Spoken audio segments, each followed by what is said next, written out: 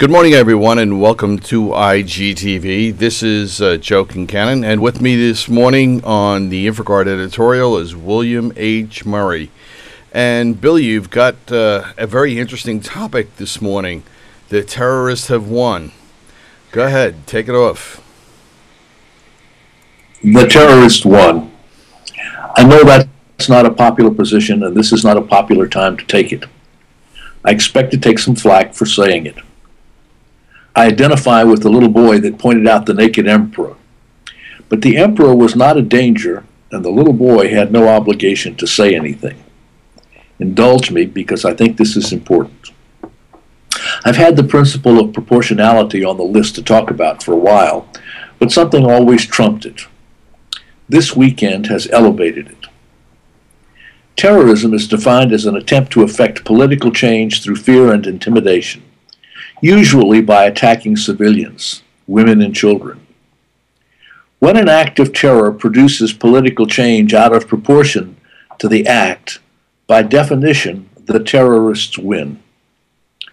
For example, the Blitz was terrorism. Dresden was terrorism. Hiroshima and Nagasaki were terrorism. The IRA bombing of London was terrorism.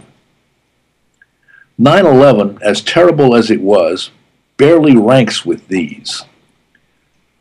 The Blitz did not affect the intended political change.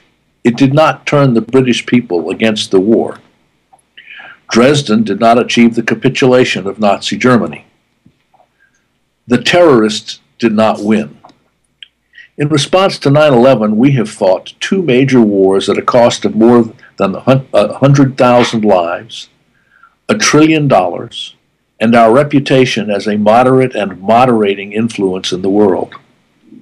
We are locked in those wars to the tune of $2 billion per week, with no honorable way to withdraw. That's called disproportionate.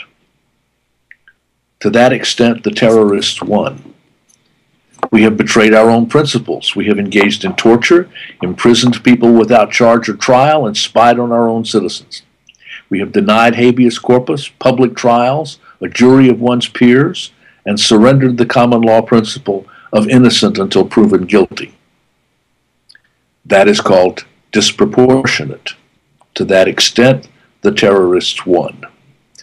We are more divided than in any time in this century. We are so divided by party that good policy is no longer politically possible.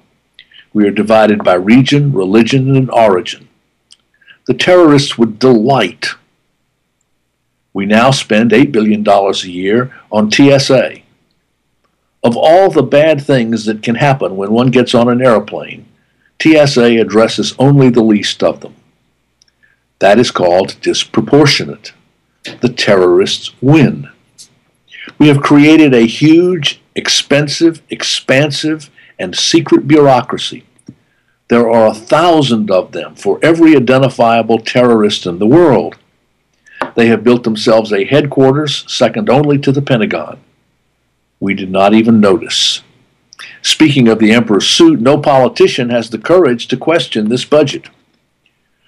We are no more than one election from having this monstrosity, in an excess of caution or zeal, turned against the citizen. That is called disproportionate. The terrorists win.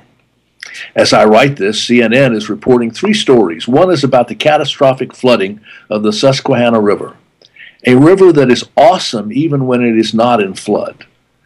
The second is about the loss of electric power to 5 million people in the Southwest on a day when temperatures reached 115 degrees Fahrenheit. The third, peer with these two, is about a specific, credible, but uncorroborated, not to mention secret, threat linked to Al-Qaeda and involving 3 terrorists. That is called disproportionate. The terrorists win. We have become a fearful and timid people. We are incapacitated by fear. We behave as though terrorism were an existential threat, the equivalent of thermonuclear war. It is sad to see the tourist in the airport justifying the removal of her diaper as it makes us safe. This is called disproportionate. The terrorists win. Even when their plots fail, they win. Can you say no shoes, no belts, no suspenders, no diapers, no liquids, no nail files? That is called disproportionate. Not to mention locking the barn after the horse is stolen. At their most ambitious, the terrorists never imagined that we would afford them such disproportionate leverage. They won big time. Of course, security has also won. There are at least 10 of us today for every one of us a decade ago. Dozens of new security and intelligence organizations have grown up around the Beltway, mostly on contract to DHS. Proportionality is the fundamental principle of security. Do not spend more mitigating a risk than tolerating it will cost you. A fundamental principle of our professional ethics is that we must not give unwarranted comfort or unnecessary alarm to our constituents. While I understand how difficult that balance is, I suggest to you that we have not served our constituents well over the last decade. We have not deserved the right to be called professionals or to be paid the big bucks. Yes, I did see Presidents Bush and Obama in their photograph. I did hear Renee Fleming sing Amazing Grace and the New York Philharmonic play the Resurrection Symphony. I saw the concert from the Kennedy Center. I know that New York's bravest are still ready to go into harm's way to protect me. I'm hopeful. However, there will be other terrorist attacks, some successful. Some may be injured, some may die. Hopefully their successes will be at the limits of our abilities, but it is simply not possible even to identify, much less deter, all the crazies. Our leaders have already set us up to see these successes of theirs as failures of security, as justification for even more drastic measures. That's what government does. If what they're doing does not work, they simply do it harder.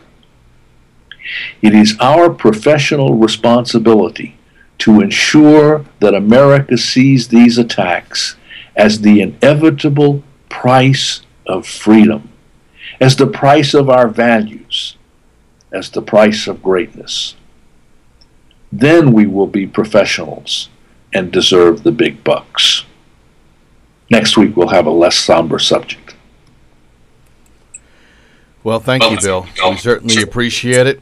And safe travels over in Louisville, and get home safe. Thank you. All right, bye now. Okay.